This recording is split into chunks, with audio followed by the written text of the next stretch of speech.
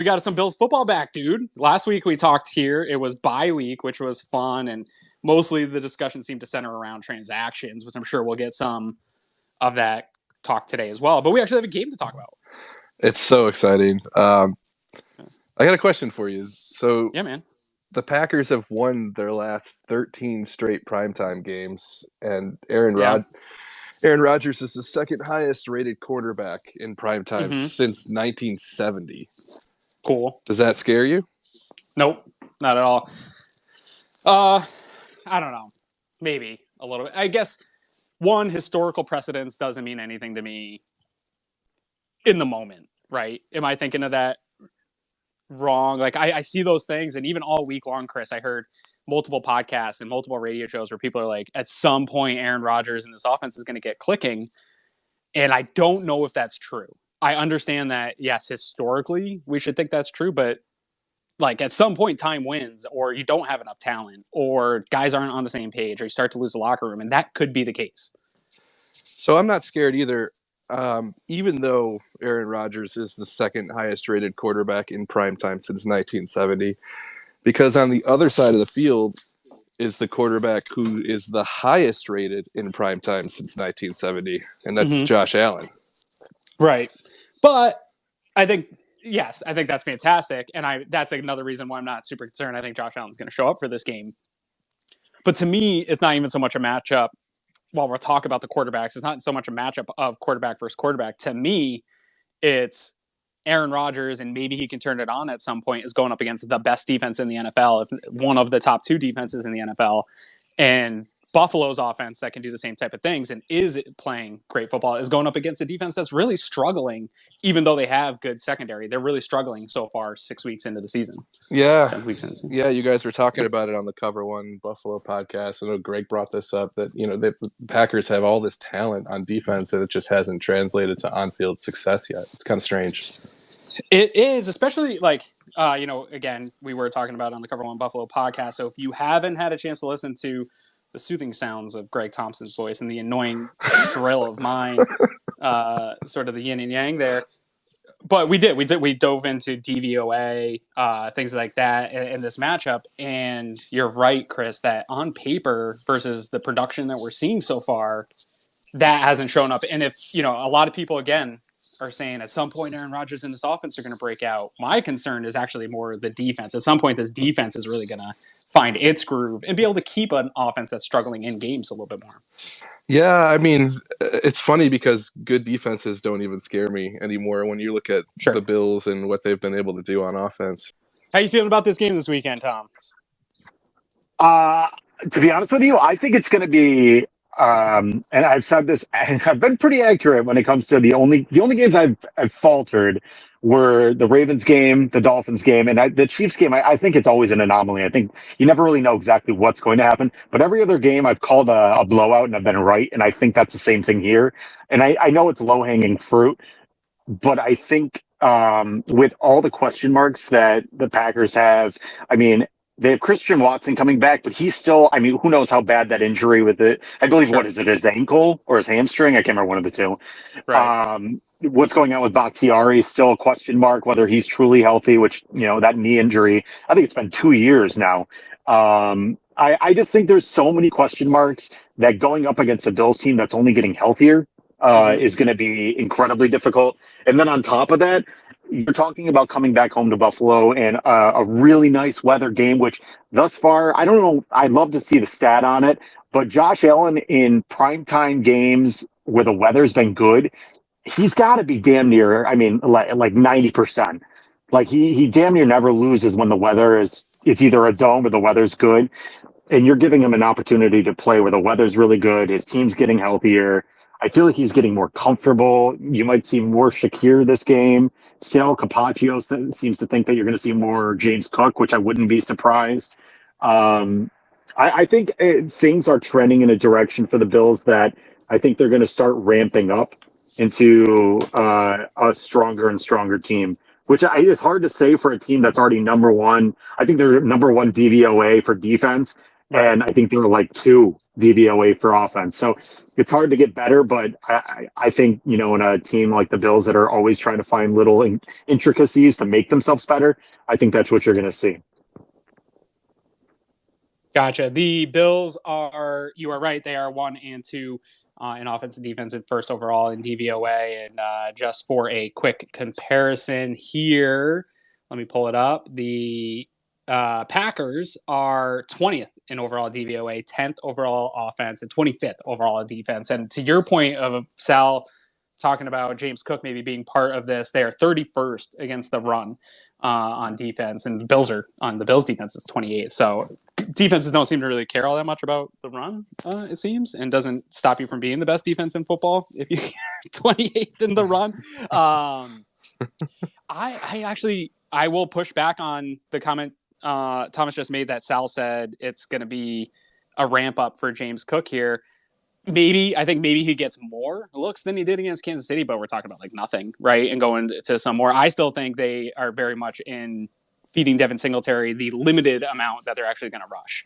I don't think they look at this Green Bay game and just see the DVOA and the bad run defense and say we're going to totally change who we are and go away from our fastball and really try to establish a run game. I think they'll run with some efficiency like we saw against Kansas City, but the fastball is the fastball, right?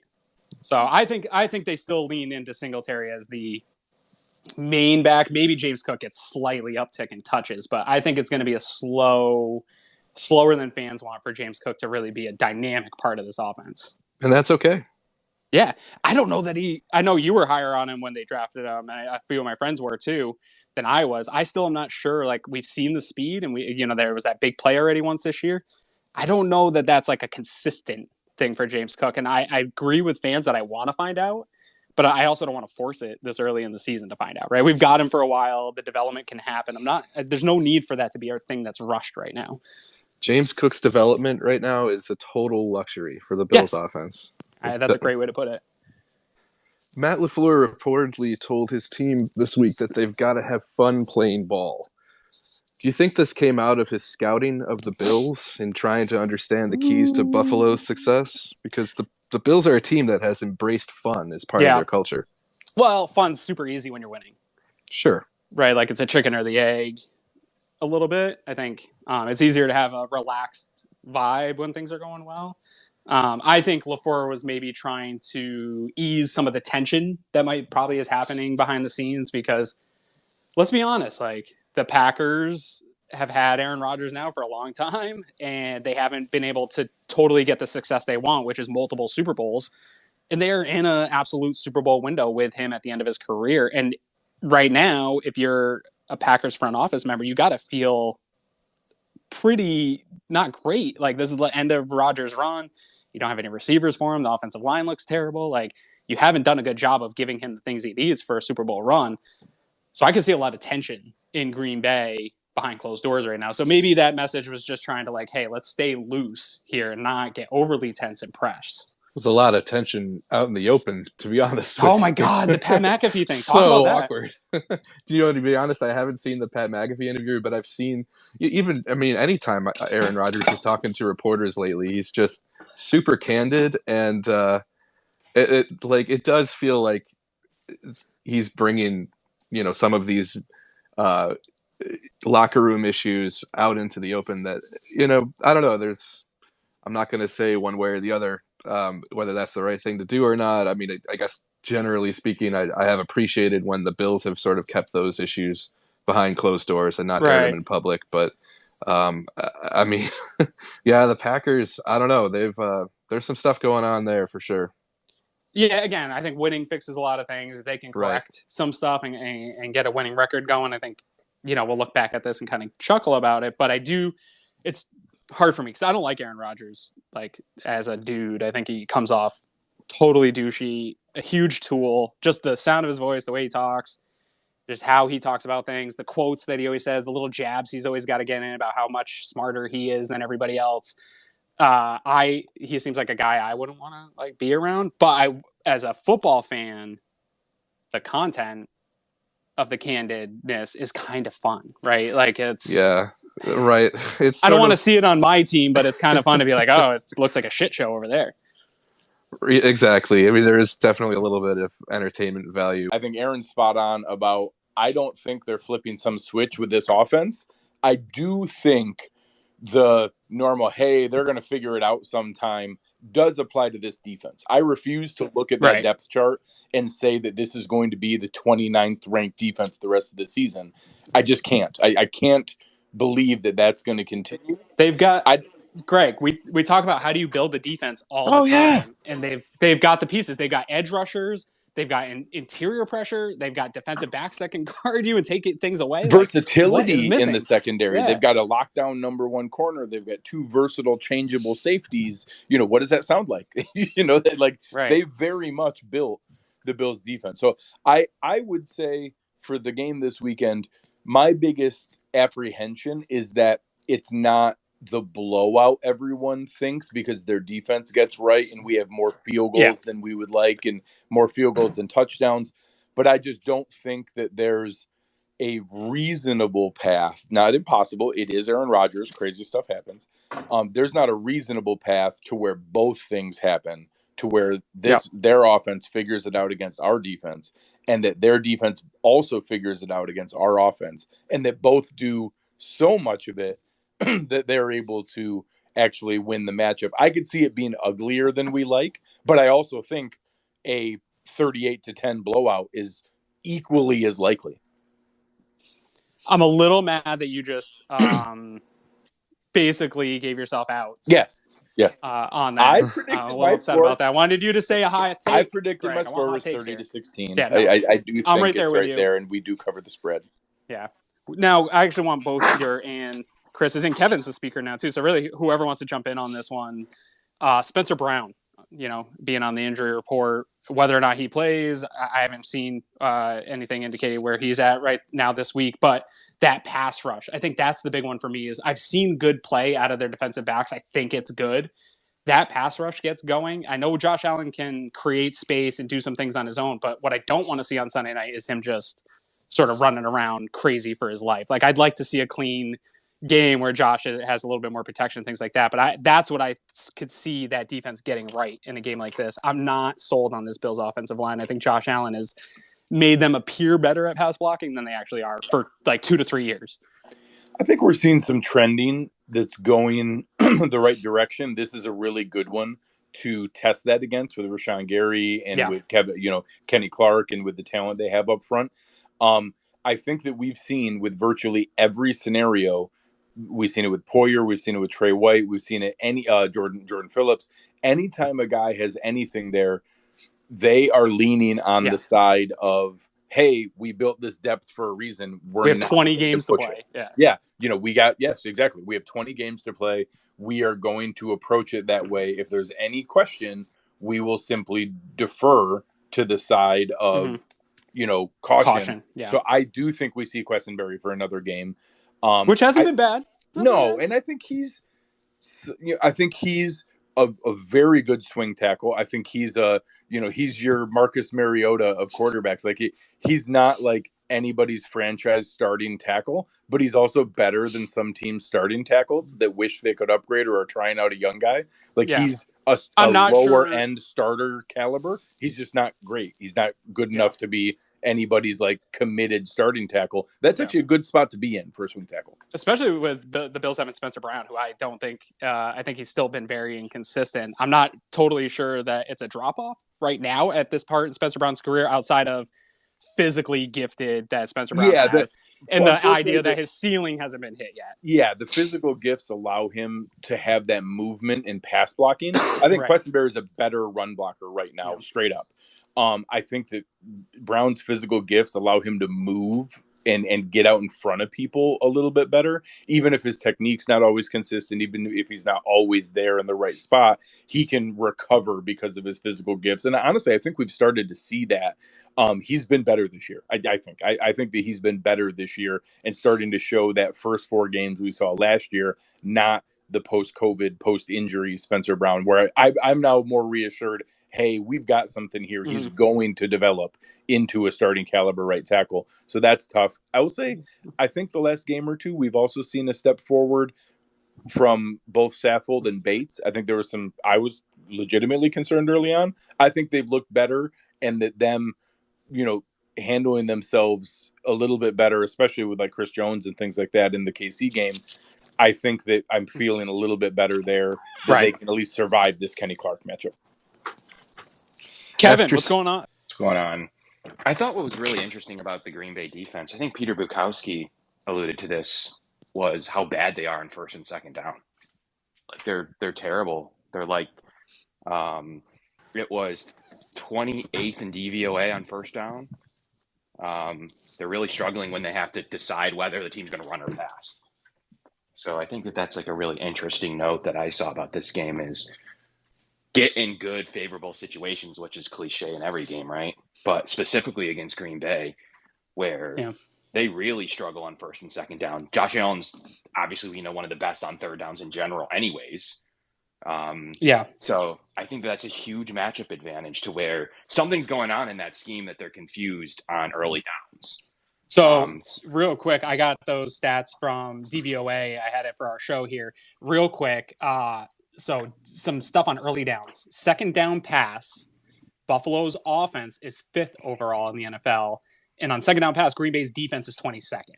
That's not good. Second down, all plays, Buffalo offense is 5th, and the Green Bay defense is 29th. So second down's clearly something to watch on that side of the ball. First down pass, Green Bay's offense is 17th. Bills' defense is 1st. First down, all Green Bay's offense is 18th. Bills' defense is 3rd. So I think these early downs are really going to be indicative of you're going to probably see the Bills in a lot of third and shorts, or maybe not all that many third downs at all. And I think you're going to see the Packers in third and longs. And that will be a huge difference in this game of one team's going to be in third and longs and punting more often than the other. Yeah, it's huge. It's a huge advantage for Buffalo. And I think, can we really say how much today, as of right now, how much better Spencer Brown is than Quisenberry? Like some advanced passing statistics still show Quisenberry is the better pass blocker today. So it's an interesting, and they were platooning him early in preseason, especially coming off of an injury. I think they'll be careful with him here. I'm assuming Sean McDermott will rule him out here in an hour. But it's a matter of, I don't think that that's a downgrade at all to the Bills' offensive line as of today, right now. Yeah, that makes sense. And we were talking about pass rush, and after seeing that the Bills have that quick pass game in their arsenal, and they were able to neutralize Aaron Donald and some other great pass rushers in the early games of the season, it just doesn't worry me as much as maybe it would have before seeing that we have that sort of a game that we can bring out when we need it. So. And the team likes Bobby Hart too. They really do. They think he's been better this year. And Greg just left. I think. I just got noticed that Greg is left the room. I wanted him cut. I'm not going to lie. Right. I didn't think he should be rostered, but the team does. Sure. One of the most painful things for me to acknowledge was that he might be playing at a semi-NFL roster caliber level. It just pains me to even acknowledge it. Underappreciated player or the most underappreciated player? I'm going to cut you off. I'm going to remove you from the chat. Here, I had a good one in that. And he might be listening under a burner account. I hope not. But I had to apologize for my takes about Isaiah McKenzie 2 months ago. But now I get to revoke that apology. And I'm right back to where I was. Yeah. I take it back. I would like everyone to know that I apologize for absolutely nothing. Nothing. I was right all along. I have a quick story for you guys about the last time the Bills and the Packers played. I was actually at that game. One of my friends grew up in Packers country, and he wanted his bachelor party to center around going back to Lambeau. Just so happened to be the Bills, which was obviously very exciting for me.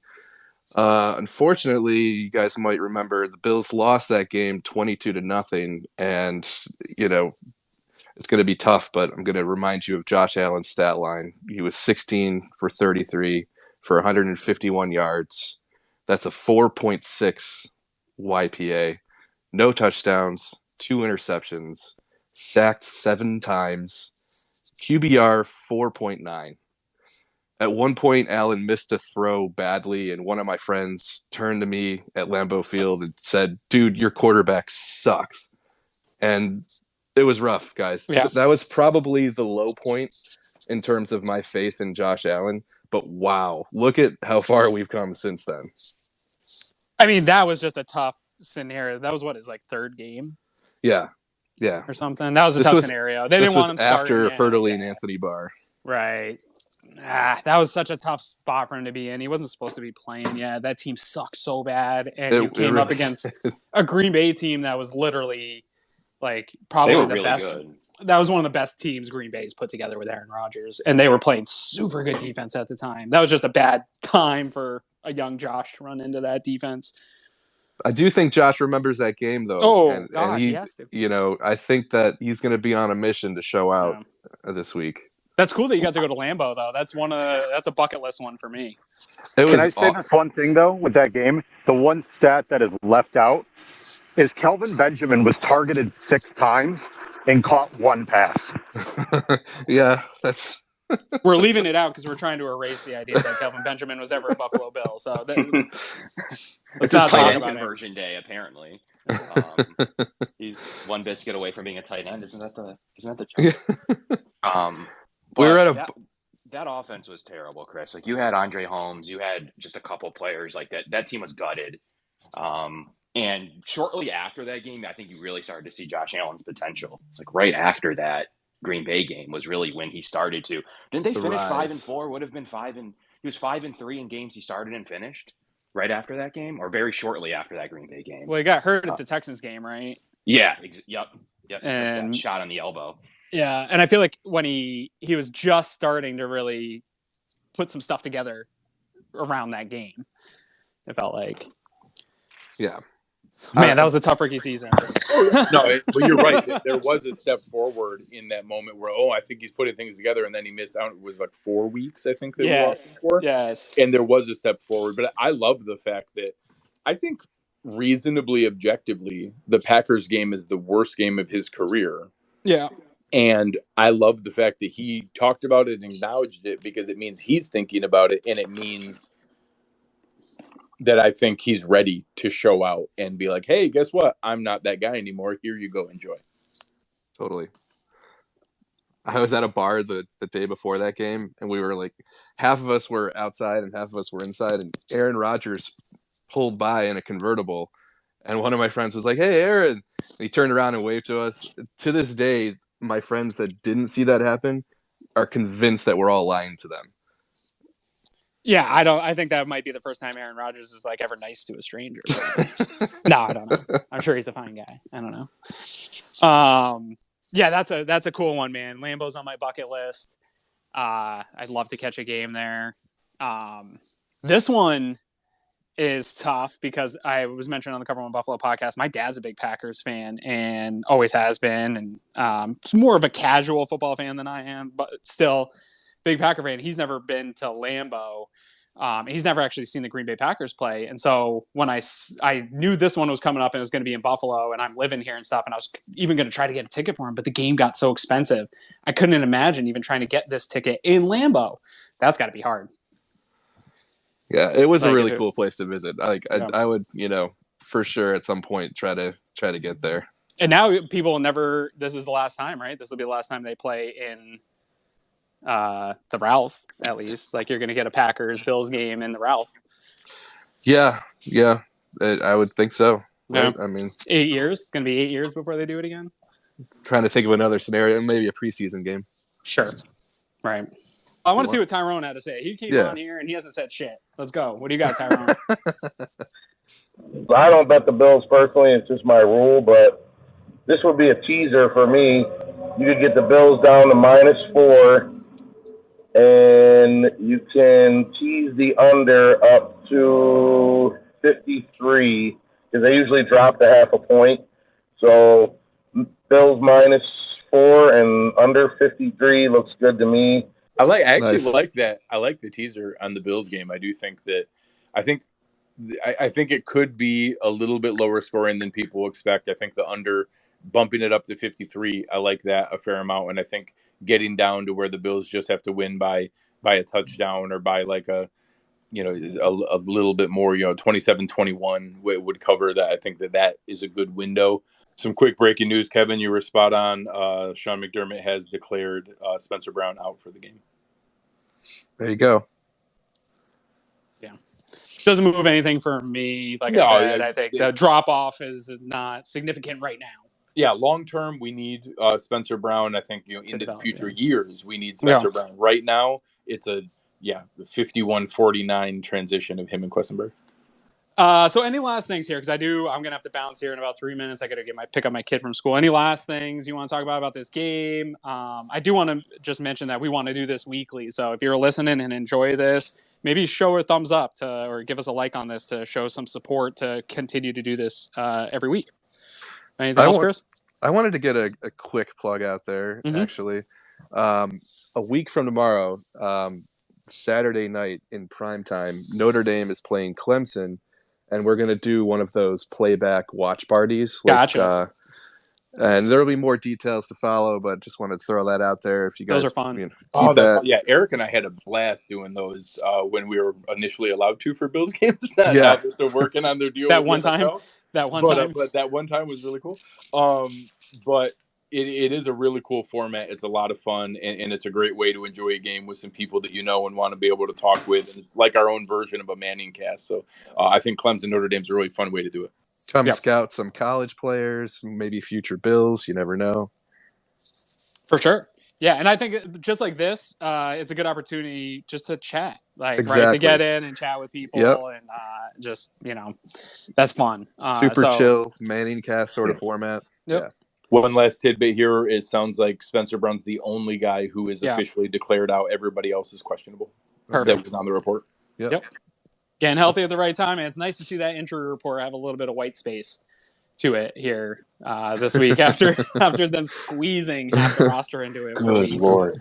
Get some clip art on there. Right. All right, cool guys. Well, hey, super shout out to everybody that joined to hang out in this and everybody that came in for speakers. Appreciate you guys. If you come back next week, guys, and you had a question, make sure you get in here and speak. I try to make sure everyone gets a chance to speak. So thanks again for coming out.